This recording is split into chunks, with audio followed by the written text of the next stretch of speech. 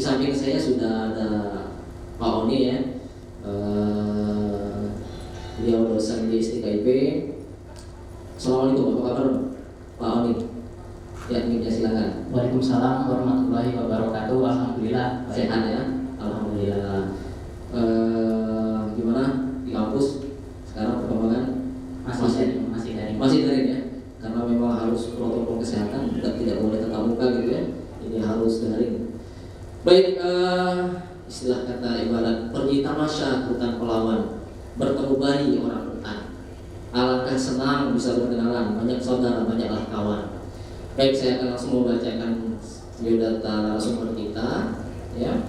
Nama Pak Oni Nur Pratama, sarjana seni ya, magister seni ya. Tempat tanggal lahir Pangkal Pinang, Putra Daerah, 8 Maret 1994. Alamat Jalan Adiaksa nomor 73, Kelurahan Kacang Pedang, Kecamatan Gerunggang. Riwayat pendidikan S1 jurusan Etnomusikologi, Fakultas Seni Pertunjukan Institut Seni Indonesia Yogyakarta, ISI Yogyakarta. S2 Penciptaan dan Pengkajian Seni, jurusan Seni Musik, minat studi Musik Nusantara, pasca sarjana Institut Seni Indonesia Yogyakarta. Kurikulum kita ini 2020 ya, Oktober sampai sekarang, dosen mata kuliah keterampilan seni, musik dan pendidikan seni di kampus STKIP MBB dan ININ SAS ya, Pulau Bangka Belitung. 2020 Januari Oktober guru seni budaya di SMA Negeri 1 Pangkal Pinang. Pemateri 2019 pemateri Dambus berjudul Study of Phenomenology Examining the Meaning of Deer Animal Representation on Dambus Musical Instrument on Bangka Island pada World Conference International Council Traditional Music di Chulalongkorn University, Bangkok, Thailand. 2019 penerima penghargaan Hibah Dana Riset Award Small Grant dari Lembaga Nusantara Performing Art Research Center Nurspak, Kuala Lumpur, Malaysia. 2019 penerima penghargaan Hibah Dana Riset Young Scholar Fund dari International Council Traditional Music IECTM UNESCO, Vienna, Austria.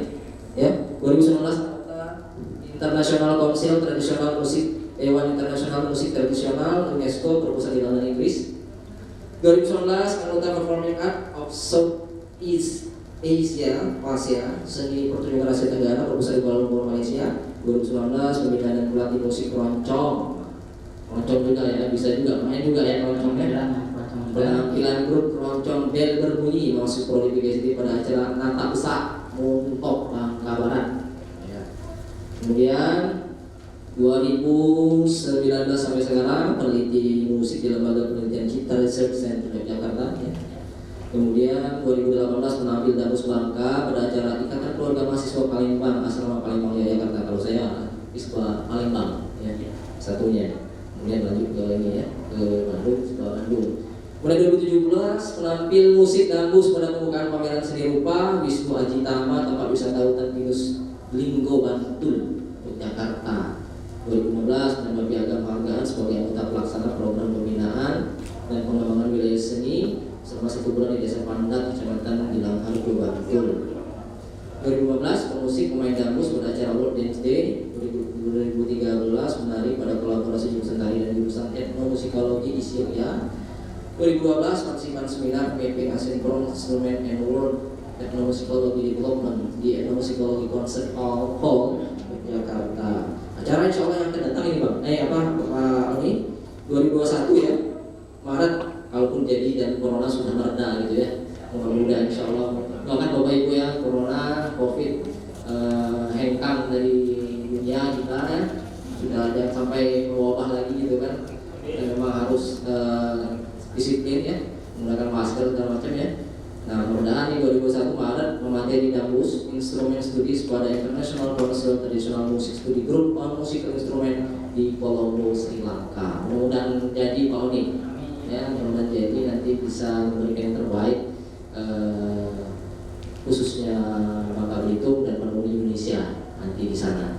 Baik Bapak Ibu, nanti sesi ini setelah nanti disampaikan materi oleh Pak Oni Nur Pratama, Setelah itu nanti kita buka sesi tanya jawab ya, tanya jawab. Kemudian setelah sesi tanya jawab mungkin terakhir ada sesi praktis, mungkin ada atau mungkin challenge ya. Kita kalau secara teori ya sudah hatam lah Pak Oni ya. Kita minta dia tampil gitu kan untuk terakhir sebelum penutupan seksi beliau untuk tampil tah main dambus, tah main gendang gitu ya, biar bisa menghibur kita dan ya sekaligus praktik juga nanti ya. Baik, langsung saja Bapak Ibu, waktunya mungkin kita sampai jam 11.30 ya, jam 11.30. Jadi nanti mungkin coba kita padatkan jadi sekitar jam 11.15 sudah selesai ya, 11.15. Nanti baru sebelum tanya jawab ya, mungkin performanya 10 menit lah tampil gitu ya, dan tantangnya Pak Oni gitu ya, main dambus dan main gendang. Baik, langsung saja kita materi kajian Mitra Musikal Dambus di Kepulauan Bangka yang akan dibawakan oleh Pak Oni Nur Pratama SSN MSN. Pak Oni, silakan. Oke, terima kasih kepada moderator. Saya izin berdiri Bapak Ibu. Assalamualaikum warahmatullahi wabarakatuh. Bismillahirrahmanirrahim. Allahumma sholli ala sayyidina Muhammad. Allahumma sholli ala sayyidina Muhammad. Allahumma sholli ala sayyidina Muhammad. Pada kesempatan kali ini saya akan menjelaskan mengenai kajian intramusikal dambus. Sebelumnya saya mohon maaf di sini bukan bersifat untuk menggurui Bapak Ibu semua, Ibu Bapak Ibu juga guru. Saya sekedar berbagi pengalaman, berbagi pengetahuan yang saya dapatkan ketika meriset kesenian dambus, kurang lebih seperti itu. Kajian intramusikal dambus mengenai teknis, secara teknis intramusikal, hal-hal yang berbau teknis musikal. Jadi seperti syair, lirik, pola permainan, itu semua termasuk ke dalam kajian wilayah intramusikal. Di luar itu ada konteks lain yang bernama kajian ekstramusikal. Seperti apa sih kajian ekstramusikal? Kajian ekstramusikal itu di luar konteks teknis musikal. Seperti kita membahas dambus dalam aspek historiografi, sejarahnya, kemudian ke dalam aspek sosialnya, aspek ekonominya, aspek kebudayaannya, aspek budaya mistismenya. Kurang lebih mengenai intramusikal untuk pendahuluan saya jelaskan seperti itu. Pak Yosef masuk ke slide berikutnya.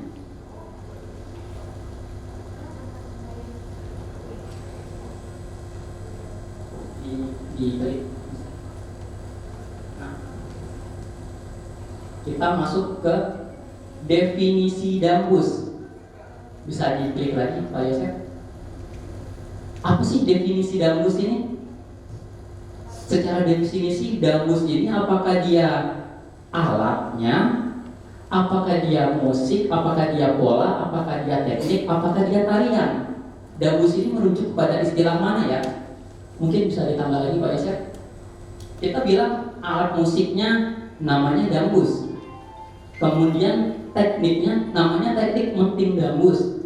Polanya belum ada nama, kita nyebutnya dengan pola dambus. Kemudian musiknya kita sebut ada orang berdambus di situ, padahal ada gendang, ada tawa-tawa, ada gong, ada tamborin. Tetapi kita bilang, oh orang lagi bermain musik dambus. Secara ensemble-nya pun namanya dambus. Sama kayak orang lagi nonton film Warkop, film Dono, padahal Kasino sama Indro juga ada kan. Kurang lebih dambus itu merujuk ke mana sih? Bisa lanjut lagi. Ini berbeda konteksnya dengan alat musik petik lainnya di Nusantara, Indonesia terutama, seperti sape, kecapi, dan alat musik petik lainnya. Alat musik petik lainnya itu mempunyai istilah di dalam permainan. Boleh minta tolong sama Mas Dio untuk membawakan dambus yang ada di belakang. Jadi secara teknik dambus kita itu belum ada namanya, berbeda dengan keroncong. Keroncong itu ketika kita main pola, ada nih namanya pola engkel, ada nih namanya pola double, ada nih namanya pola kotekan. Dari setiap pola permainannya, kita mengambil contoh pada pola permainan dambus yang belum punya istilah penamaan. Misalkan dengan contoh pola permainan seperti ini, pola permainan dasar dambus kita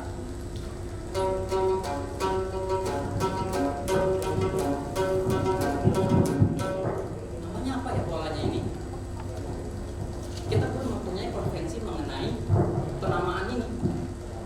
Jadi salah satu PR kita bersama adalah menyepakati istilah tersebut jika memang terdapat istilah penggunaan bahasa lokal. Kita bentuk nih para seniman-seniman, para sesepuh dambus, para ahli, kemudian kita kumpulkan, kita bentuk lingkaran. Pak, dambus kita nih udah ada belum ya nama teknik permainannya? Misalkan kayak permainan gendang dambus sudah ada, ini namanya cingkaknya, ini pola dumnya, ini taknya. Sedangkan untuk dambus sendiri kita pola permainannya pun belum punya nama. Salah satu PR kita adalah jika memang terdapat istilah lokal, kita coba bikin rembukan, kumpulkan para seniman ahli, kumpulkan para praktisi, kumpulkan para akademisi, kita duduk bersama membentuk kesepakatan tersebut untuk istilah. Jadi kalau keroncong, oh ini lagi pola kotekan. Kalau kita pola tradisi Bangka ini belum ada namanya. Sedangkan dalam konteks seperti ini sudah ada istilahnya seperti taksim.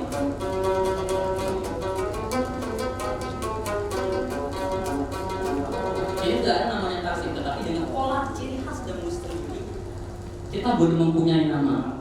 Salah satu PR kita bersama, misalnya Pak Yosef,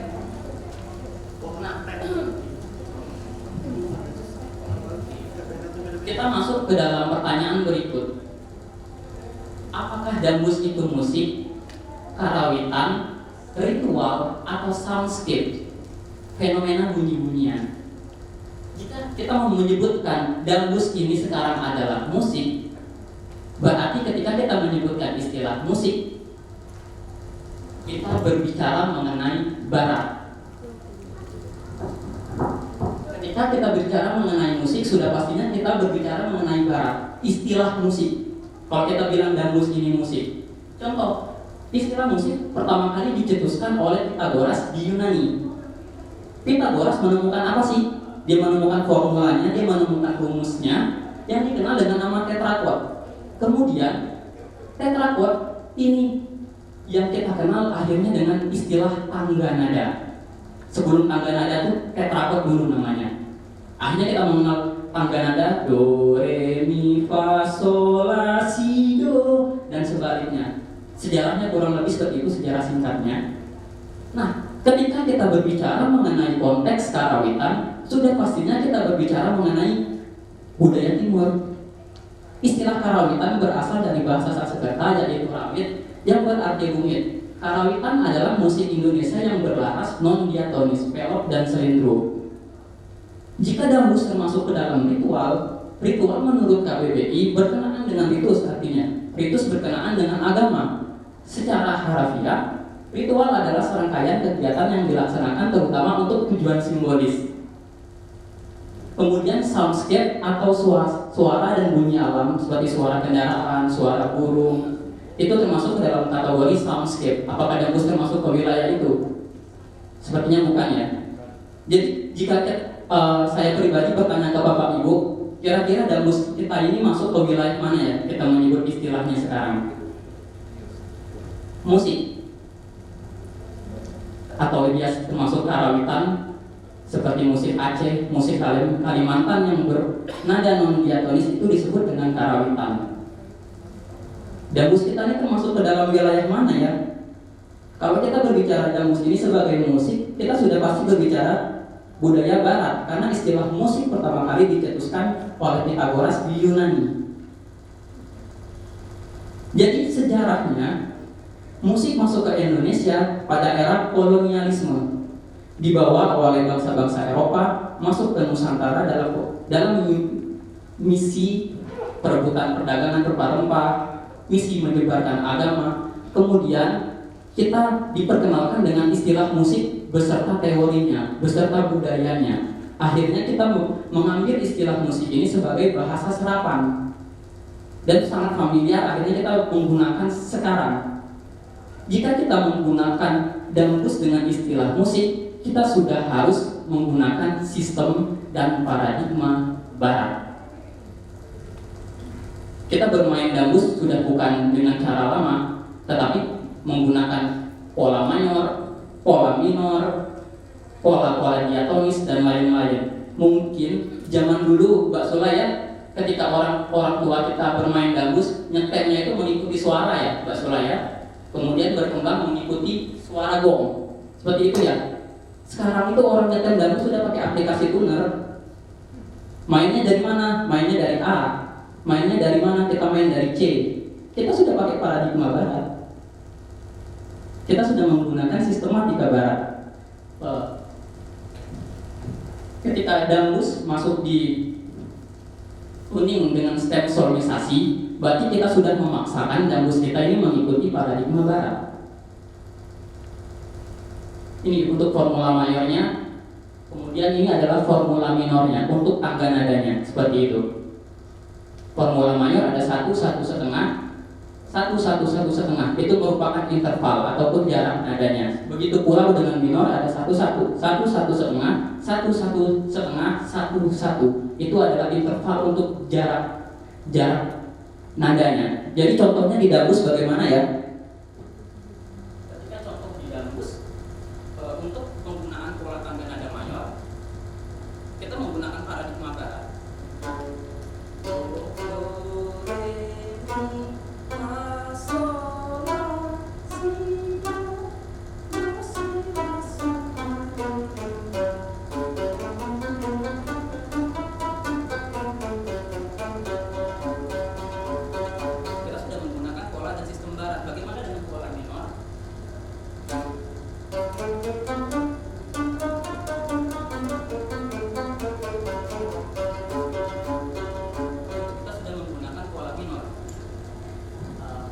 Tolong lagi Pak Yosef untuk masuk ke slide berikutnya. Nah, kita sudah masuk ke dalam wilayah struktur intramusikal gambus yang dimainkan dengan contoh abu sama. Abu sama ini termasuk ke dalam jenis irama ya, Mbak Sula ya, jenis irama. Jadi dia jenis irama abu sama, timang burung, ma imam termasuk ke dalam kategori jenis irama. Struktur intramusikal gambus yang dimainkan terdiri dari pertama, secara struktur dia adalah introduksi. Introduksi ini pembuka, biasanya diawali dengan taksim. Kemudian ada lagu yang berisi pantun. Kemudian ada pantut atau pantut, istilah untuk irama penutup dalam musik gambus di Pulau Bangka. Penjelasan mengenai introduksi adalah bagian awal sajian musik sebelum penyanyi mulai menyanyikan lagu. Taksim awal pada musik gambus sebagai introduksi, dan selama taksim ini pemain gambus dapat menunjukkan kepiawaiannya. Jadi di sini merupakan ruang untuk pemain gambus menunjukkan skillnya di taksim ini. Kemudian masuk, selain itu taksim juga sebagai penanda untuk mengiringi penari masuk ke dalam stage. Berikut ini adalah contoh introduksi pada lagu Abu Sama. Bisa masuk ke slide berikutnya Pak Yosef, terima kasih. Jadi secara penotasian, introduksi abu sama. Jadi ketika bermain taksim gambus, kita bisa menggunakan pola bebas karena di sini merupakan ruang untuk seorang pemain gambus menunjukkan skillnya.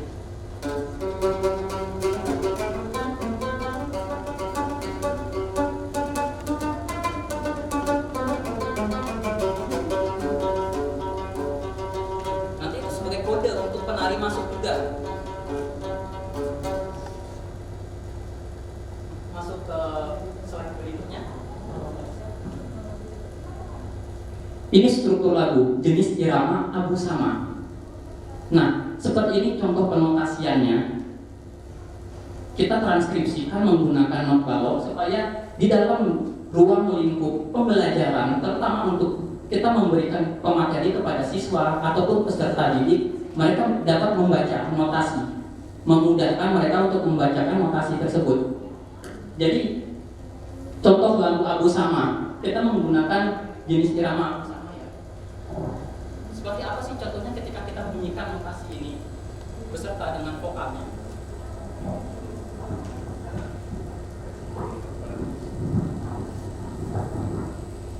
Bismillahirrahmanirrahim. Kita contoh bunyikan lagunya seperti ini menurut notasinya.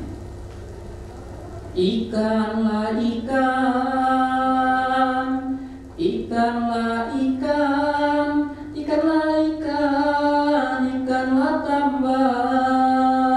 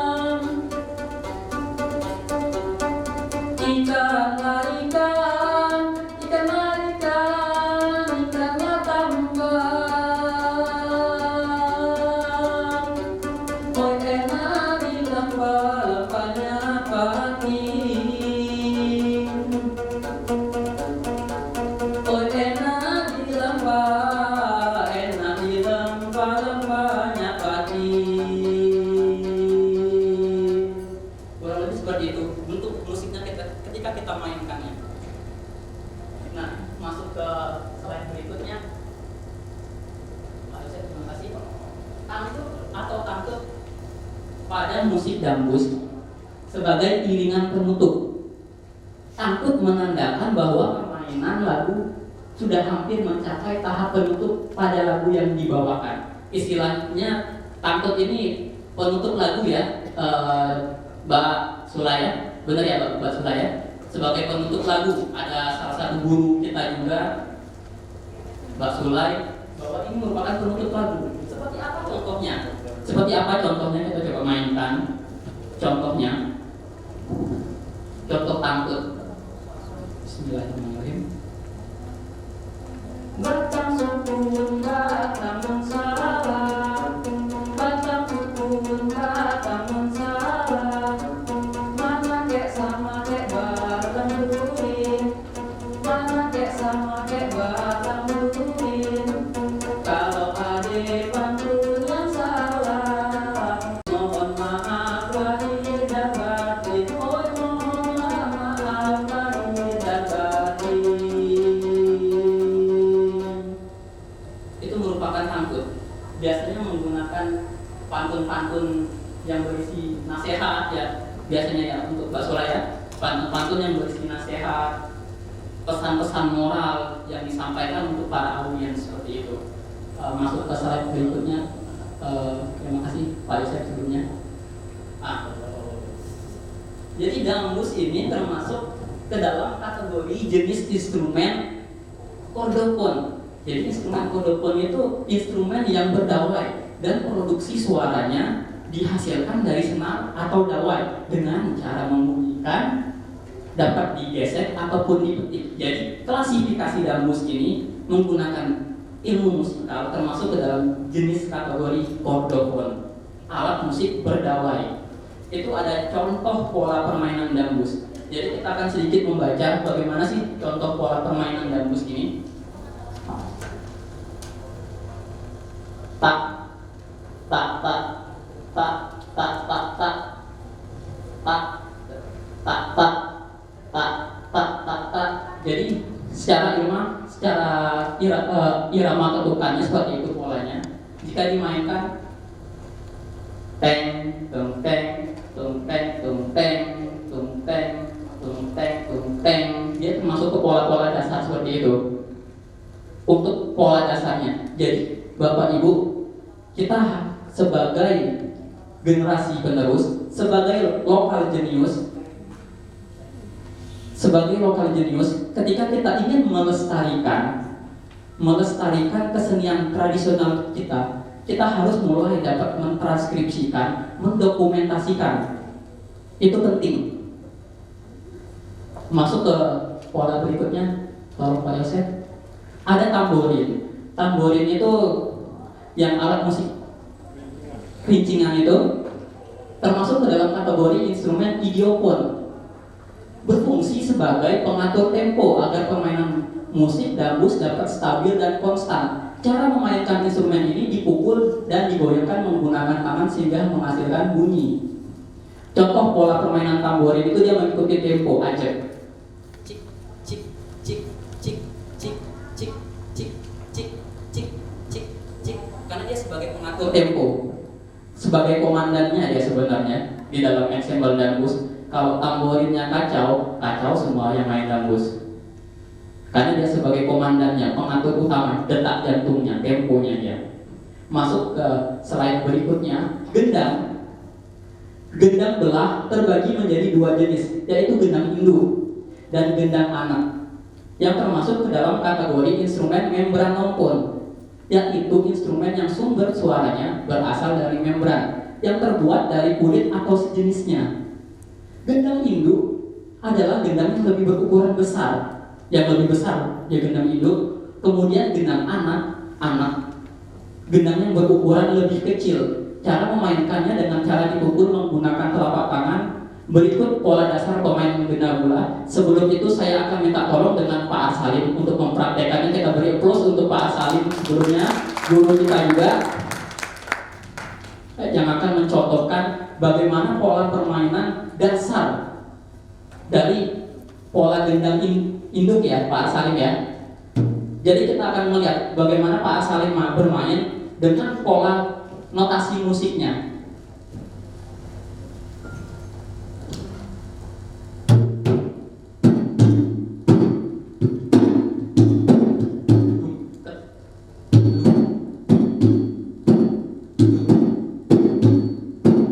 Yang pola dasar itu Pak, yang pola dasar gambus.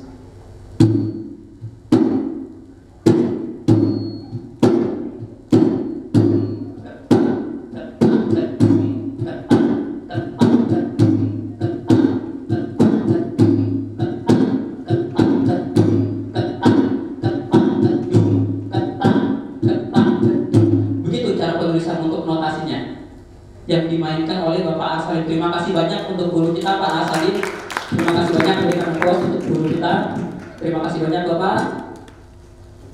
Jadi untuk pola permainan gendang, cara mentranskripsikannya seperti itu, supaya peserta didik kita memberikan materi ke para peserta didik ataupun generasi selanjutnya, mereka bisa sambil baca. Karena biasanya kalau kita cuma dengar, cepat lupanya. Kalau tercatat kan biasanya, oh ada catatannya, kita bisa dipelajari di rumah. Kemudian masuk ke yang terakhir, ensemble yang terakhir, slide berikutnya. Ada gong. Gong termasuk ke dalam kategori idiofon. Gong berfungsi sebagai pemberi tanda pada ketukan berat pada setiap akhir dari kalimat lagu. Biasanya dalam sukat 4/4, gong dibunyikan sebagai penanda jatuhnya ketukan berat pada hitungan pertama. Contoh pola permainan gong. Gong tu wa ga pa, gong tu wa ga pa, gong wa ga pa, gong wa ga pa, gong wa ga pa, gong wa ga pa, gong. Dia jatuh di ketukan berat. Biasanya dalam permainan ensemble gambus. Ada juga alat musik yang secara fungsi sama seperti gong. Masuk ke slide berikutnya, ada tawa-tawa. Secara fungsi tawa-tawa ini pola permainannya hampir sama dengan gong, tetapi ini bentuk zaman sebelum gong masuk ke dalam ensemble gambus. Jadi sebagai informasi, gong itu termasuk ke dalam budaya perunggu yang dibawa dari daerah Dongson. Daerah itu dulu belum bernama Cina, tetapi kita mengenalnya sekarang Cina, masih dinasti zaman dulu. Itu kebudayaan dari budaya Dongson. Masuk ke dalam slide berikutnya. Nah, ini poin utama dalam tema kita hari ini.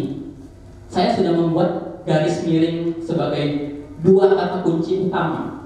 Pelestarian kesenian tradisional gambus sebagai upaya dalam menumbuhkan budaya lokal di masyarakat Pangkal Pinang.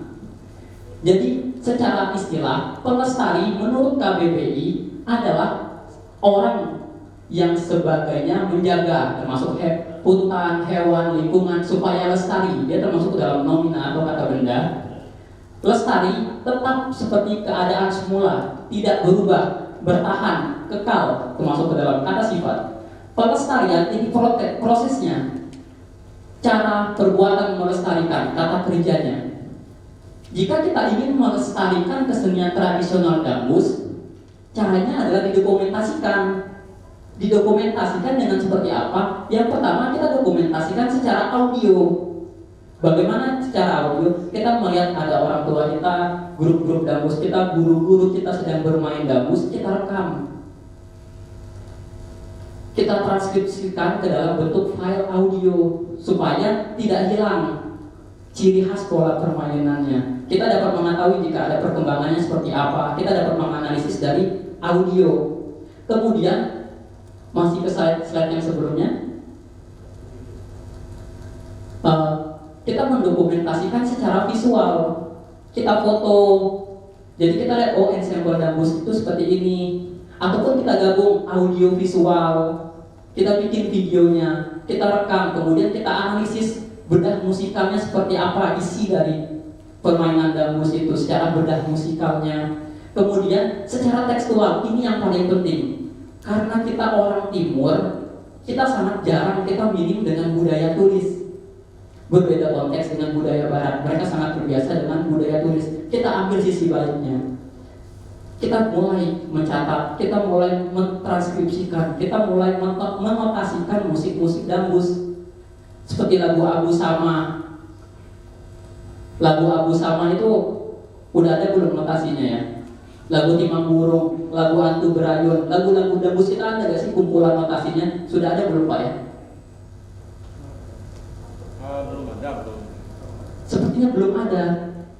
Jadi ketika kita mau memudahkan untuk pelestarian keberlangsungan berikutnya, kita harus dokumentasikan ke dalam bentuk tertulis. Supaya apa? Supaya jelas, supaya dia terjaga, dia tidak berubah, dia bertahan, dia kekal ketika dia sudah bersifat tertulis. Anak-anak kita, generasi selanjutnya akan tahu, oh begini toh permainan dambus kita, ada catatannya. Kurang lebih seperti itu. Upaya menumbuhkannya, gimana sih cara kita upaya menumbuhkan budaya lokal di masyarakat kita? Yang pertama kita mengambil ilmu bercocok tanam. Kalau mau menumbuhkan, kata istilah tumbuh, tanam, pupuk, rawat. Kalau mau dia tumbuh dan berkembang, tanamkan adab sebagai orang Melayu, moral kita sebagai orang Melayu, adab kita sebagai orang Melayu, kita transfer ke generasi berikutnya. Gini loh nak, akhlak orang-orang Melayu, begini loh adab kita, begini loh isi pantun kita, begini loh cara menghargai budaya kita. Kita pupuk dengan ilmu pengetahuan dan skill. Kita buka referensi-referensi musikal, kita buka referensi musik daerah lain, kita buka dunia ini sedang apa sih yang terjadi tren di dunia ini, kita pelajari juga. Kita jangan menutup diri dengan fenomena dari luar. Kemudian kita rawat dengan kasih bukan cinta. Kenapa saya bilang kasih? Karena kasih itu tidak ada tendensi apapun. Ketika kita cinta musik, sudah pasti ada unsur nafsunya di situ. Kasih ibu itu tidak ada tendensi apapun. Kasih Tuhan tidak ada tendensi apapun. Kalau istilah cinta, maaf, itu istilah yang menggunakan nafsu. Makanya ada istilah bercinta, bukan berkasih. Kita mengasihi budaya kita. Pelestarian sebagai pagarnya. Kita ini membutuhkan pagar, kita jaga. Karena kita di Bangka berbeda konteks dengan Jawa. Jawa mempunyai badan konservasi budaya, yaitu keraton. Sedangkan kita tidak punya badan konservasi budaya seperti keraton. Bagaimana kita mau memagari budaya tersebut? Kita mulai melakukannya melalui lembaga-lembaga formal. Bisa masuk ke dalam slide berikutnya, Pak Yosef.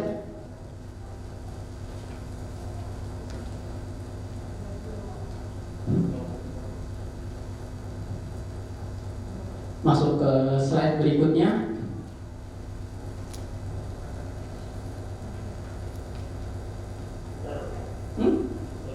Oh iya ya Pak. Jadi sembari menunggu loading, jadi saya memberikan sedikit masukan untuk kita sebagai lokal jenius. Kita adalah lokal jenius. Kita adalah putra putri daerah. Kita adalah lokal jenius Bangka Belitung.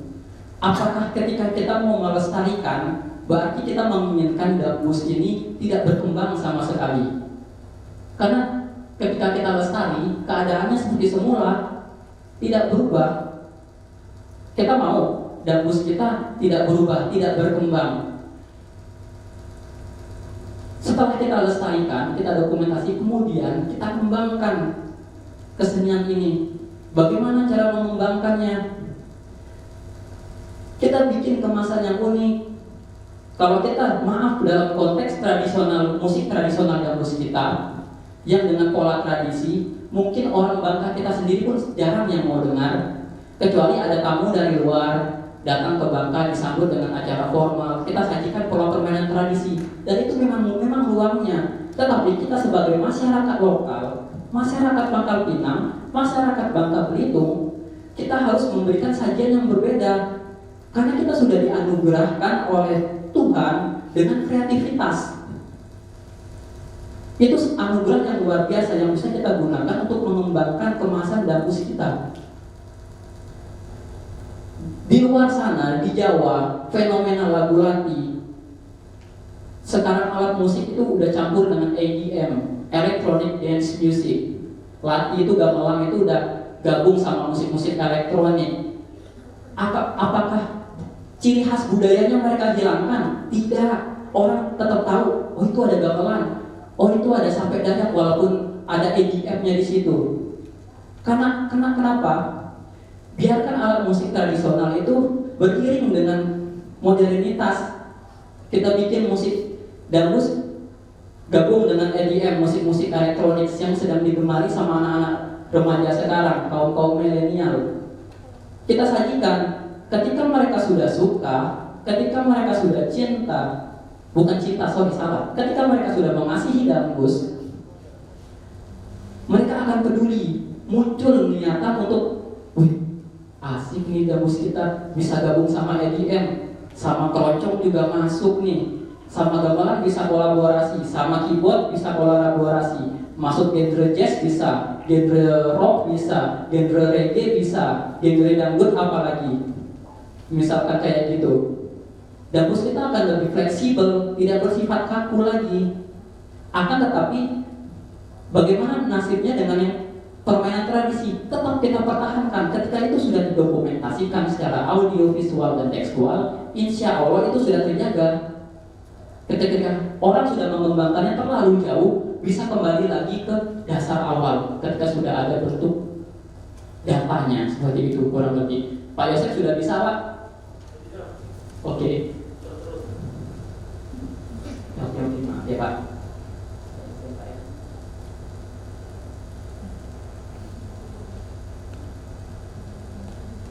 Ada sedikit contoh yang akan saya sampaikan. Nah, berhubung ini macet Bapak Ibu untuk videonya, jadi ketika kita membahas pengembangan tadi, pengembangan budaya, caranya seperti apa?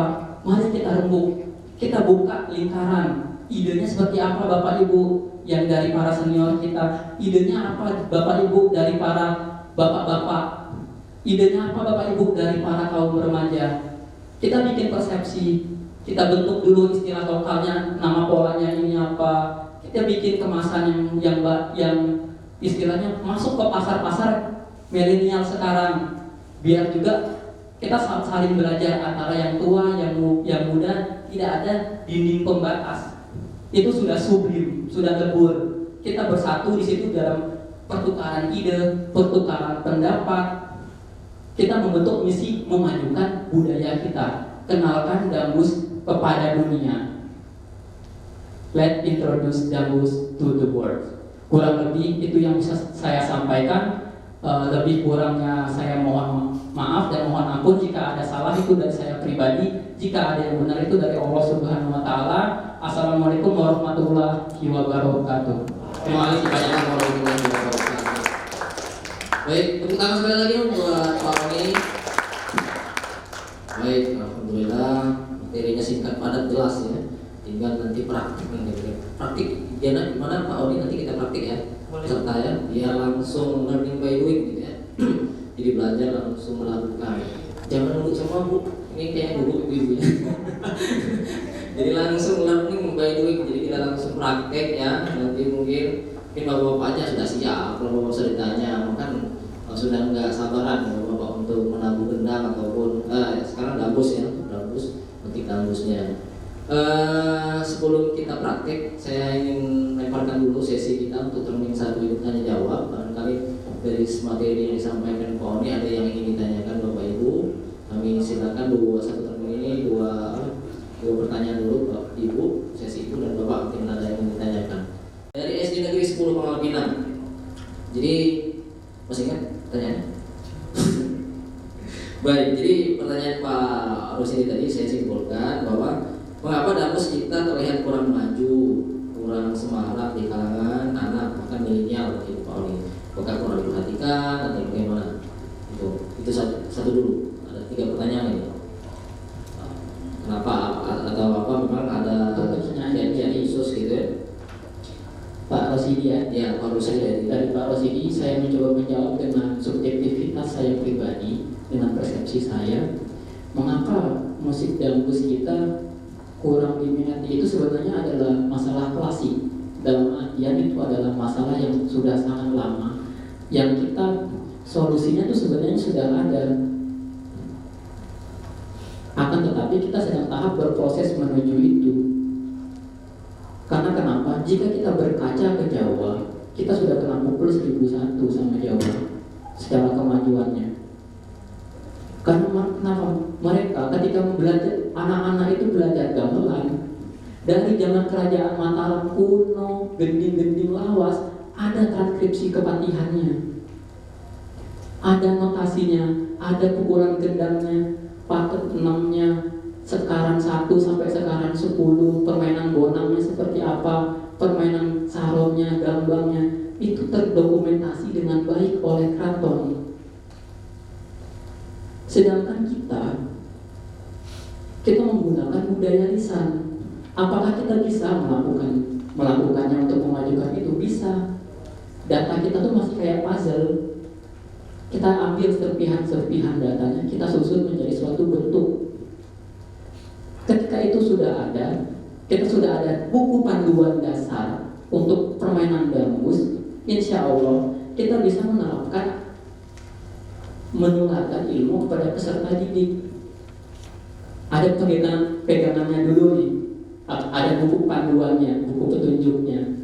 Misalkan notasinya seperti apa, pola dasarnya seperti apa. Misalkan pemain gambus itu dia punya kepiawannya apa aja sih? Selain dia bisa menting gambus, dia bisa bernyanyi sambil main gambus, dia bisa berpantun secara spontanitas. Itu keahlian utama ya, seperti itu ya Mbak Sola ya, untuk pemain gambus. Untuk anak-anak zaman sekarang, misalkan 2 itu masih keberatan, gak apa-apa, kita belajar main gambusnya dulu, belum sambil bernyanyi. Yang penting udah bisa pola-pola permainan gambusnya. Kemudian belajar nyanyi lagu gambus, cengkoknya seperti apa, kemudian baru belajar pantun. Bagaimana cara kita menyebarkan virus itu kepada anak-anak, buat mereka suka dulu.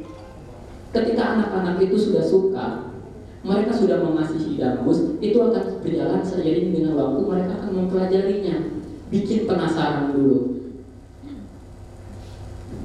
Kita kasih kejutan dengan bahwa musik tradisional kita sudah sangat maju sekarang. Komputernya sudah bisa Pak Yosef. Saya coba. Saya akan menunjukkan satu contoh video kepada Bapak Ibu. Bagaimana perkembangan alat musik tradisional yang ada di luar itu sudah seperti apa.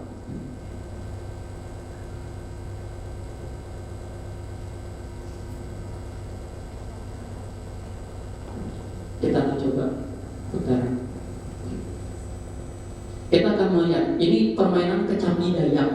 Bagaimana orang Dayak ini dia memainkan kecapi tanpa menghilangkan identitas Dayaknya, bergabung dengan EDM.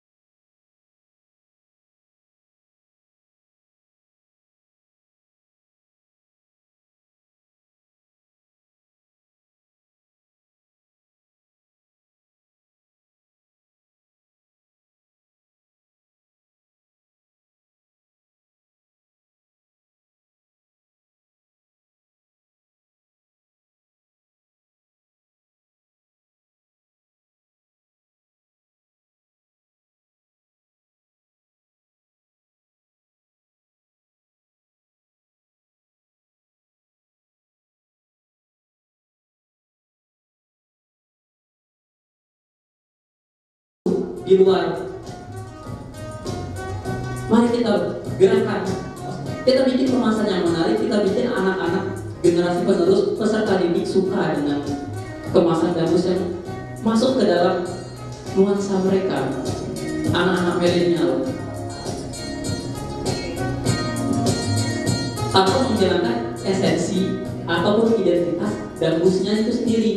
Itu kecapinya nggak hilang nuansa Dayaknya. Dia tetap pakai piercing Dayak, dia tetap pakai baju adat Dayak, dia tetap pakai bulu-bulunya ciri khas orang Dayak. Pola permainannya, cara metiknya pun nggak hilang.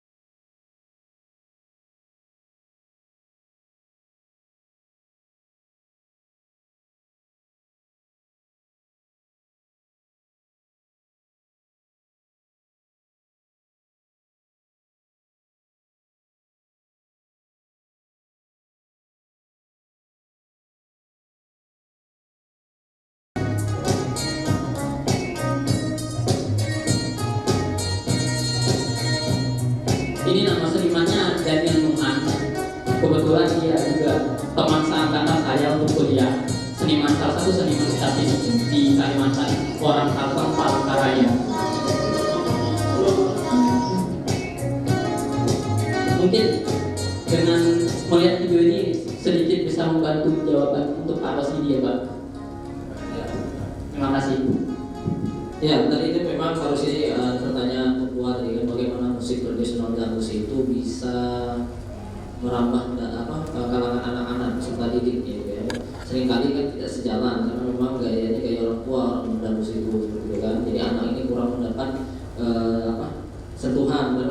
Seperti mana gaya-gaya anak milenial sekarang ini hobi bermusik gitu kan. Bukan menghilangkan identitas aslinya sebagai pedangdut bukan, tetapi bagaimana meremix atau mix menggabungkan musik kekinian dengan musik tradisional seperti itu. Jadi anak-anak didik pun bisa dimainkan seperti itu Pak Odi ya.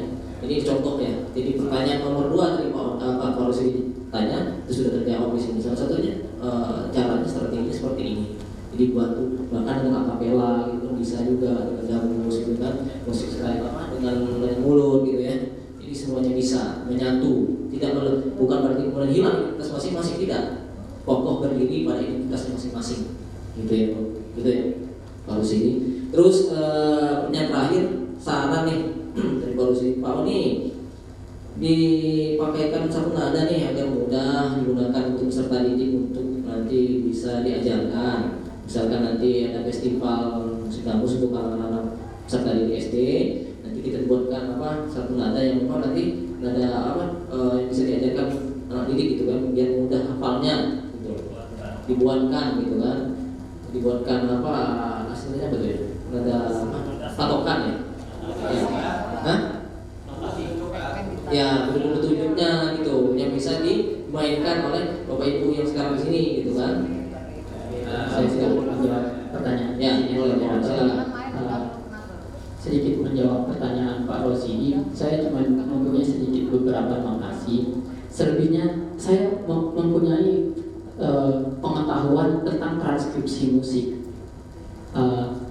Saya dengan senang hati jika Bapak berkenan atau Bapak Ibu berkenan untuk saling berbagi ilmu mengenai transkripsi musik terutama dangdut, saya bersedia untuk membantu.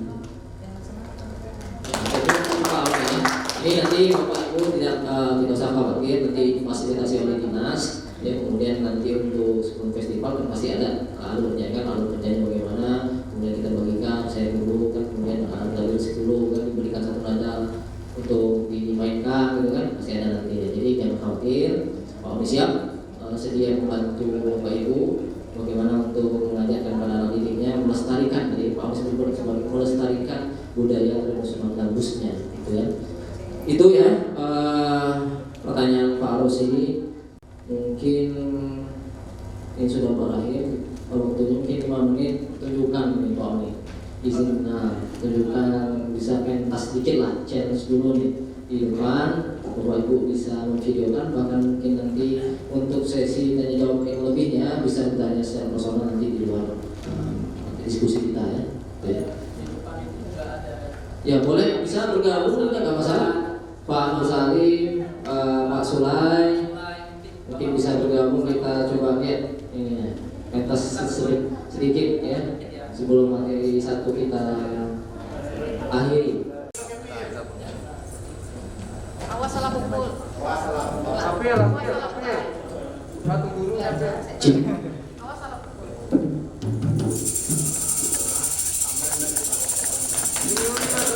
Tepuk tangan yang meriah untuk Bapak dan Ibu di depan yang ingin mencoba bermain. Apa? Tadi.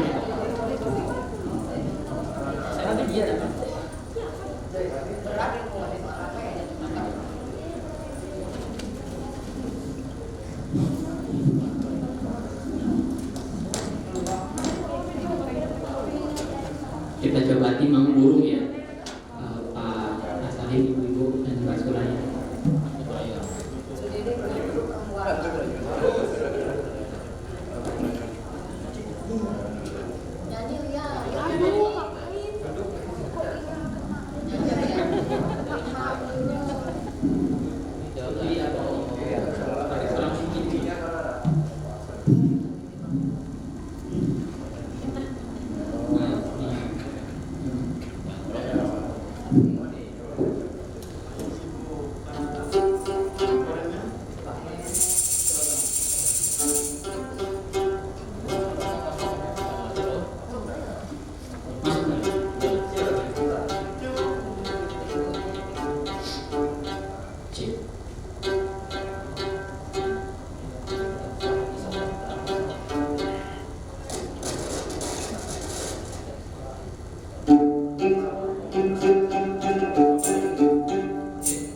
Bismillahirrahmanirrahim. Coba lagu nongkrong ya. Oke, terima kasih Ibu. Ya, oke.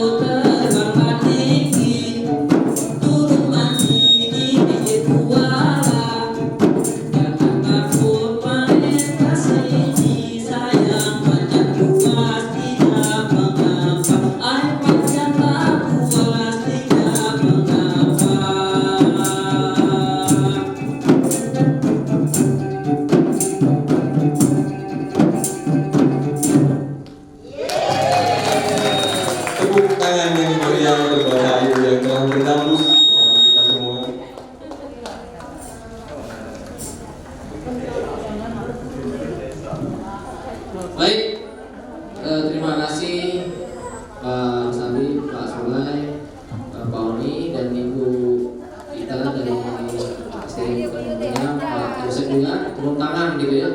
Lihat kabin juga dari turun tangan, turun kaki langsung, ya langsung berdendam.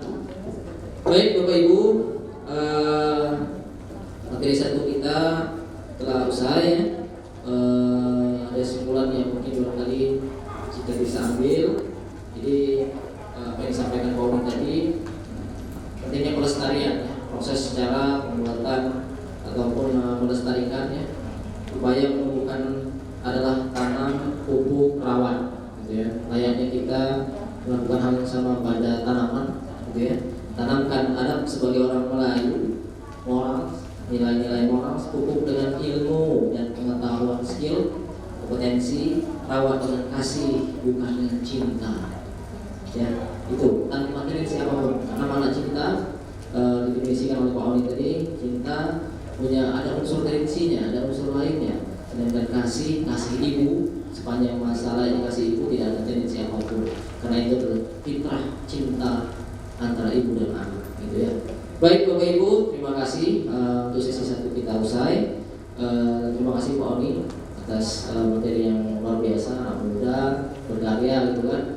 Mudah-mudahan bisa mengeluarkan kepada semua orang, kepada Bapak Ibu. Mudah-mudahan info yang disampaikan tadi. Untuk materi silakan nanti panitia, Bapak Ibu ya, kalau ada diminta filenya, misalnya Pak Oni ya, filenya bahkan softcopy ataupun hardcopy-nya bisa diambil.